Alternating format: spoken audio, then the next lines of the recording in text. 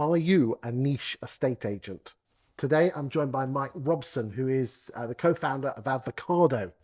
And you are very passionate about being uncomfortably niche when it comes to estate agency. Well, before we kick off, Mike, obviously your branding is quite niche, isn't it? It's quite uncomfortably niche. You'd have never seen me in a pink hoodie before doing this business. No.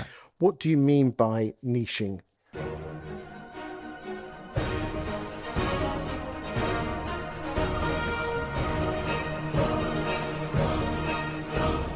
From the point of view of estate agency, there are 65 million people in the UK. There's probably 20 million houses. If you say, we'll sell anything, you're talking to 22 million properties, and the chances are no one is listening. I agree. If you say, divorced men of Wokingham, I can help you move home. Those people who are divorced men in Wokingham, their ears will prick up and they will listen to every single word you say. But then I'm alienating everyone else. Absolutely.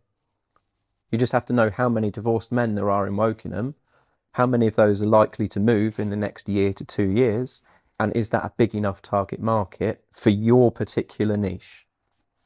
Could you be niche in a number of, so focusing on OAPs and 40-year-olds divorced in Woking? Okay. Well, potentially. We found from doing it, when we started our business, we started with a blank sheet of paper and said, who's our avatar? We gave them names, we gave them an address, we gave them a job title, and then we started talking to them straight down the camera. Not hi John, how you doing? But we were talking to John to say, this is the information that you need to know. So along the lines of something like this, do you live in Wokingham, divorced, and you're looking for a way to sell your home? Then listen up in the next couple of minutes and I'll give you some advice. Blah, blah, blah. Imagine if that was you. You're listening. Well, if I was divorced and in Wokingham, I'd listen to it. But then there's actually nothing stopping me then doing a video saying, are you a woman who's getting divorced, and then in the video, because I'm a big fan of this, you could put, because you're very good with the text, is put it actually physically on the first screen, divorced in Wokingham, question mark. Absolutely. Then I know exactly who the video, it's like Ron Seal.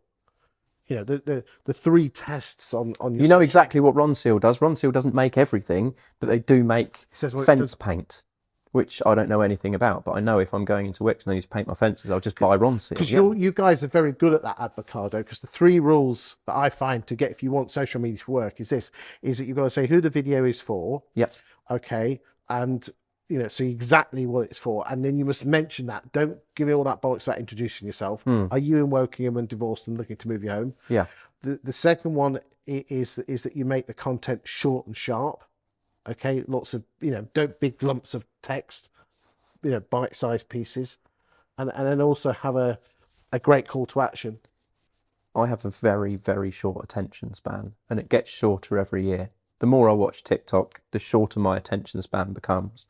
So if anything that we ever produce, I can't consume, then I believe that most of our audience and most of our avatar customers won't consume it either. I've got to agree and slightly disagree with you on this one, because being a bit of a media whore myself, is you need short, hookable content to capture their attention, but that can lead through to something quite long.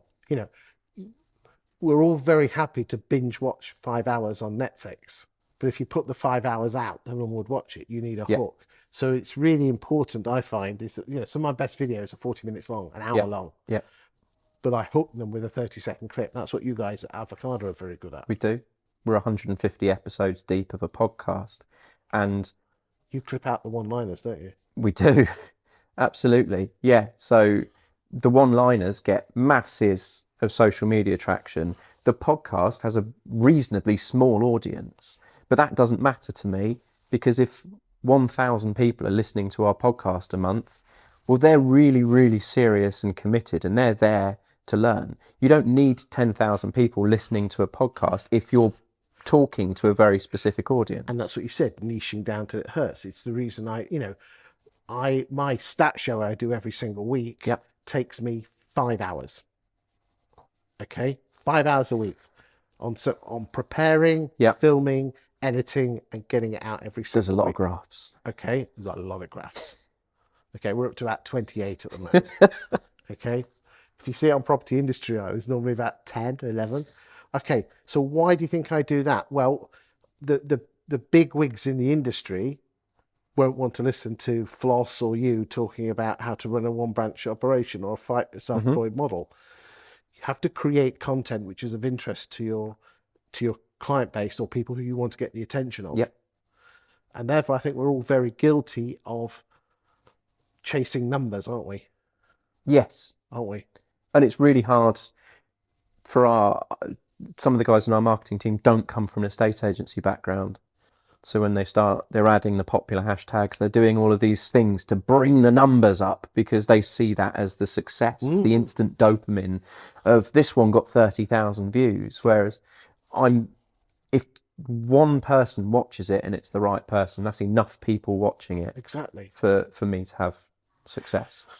So estate agents need to decide who I hate the phrase avatar, but who their ideal customer is. So you could, Savills, they go for the posh end. Yep. You could decide that you're going to be like the person of that particular housing estate, which is just 3-bed and 4-bed semis. Absolutely. Yeah. And then basically create content which is of interest to that, as the smallest viable audience to create enough. I think there's enough business in most housing estates for you to actually just focus on the housing estate. Pick the right area that was built in the last 5 to 10 years, and you talk to those people who either bought on Help to Buy or it's their first time buy. They're going to be having children in the next year. They are the people who move consistently. You are so right. Ladies and gentlemen, half the people that have moved in the last 12 months have only been in their house on average 6 years and 18 weeks. And that tends to be at the lower end, the semis and the apartments down south, but semis. So focus on a modern housing estate. You're absolutely right. There's a sweet spot because I'm a bit of a geek. Between years 3 and years 7, sweet spot where if you can become the dominant agent, you'll be on a winner. In fact, ladies and gentlemen, what I will do is I will put a link in the YouTube section, and I'll also put it on when I post this on LinkedIn, with how to become a dominant agent in a housing estate area. And as I said, we'll do that. Any final thoughts on this? All good. Thank you for your time today. Pleasure.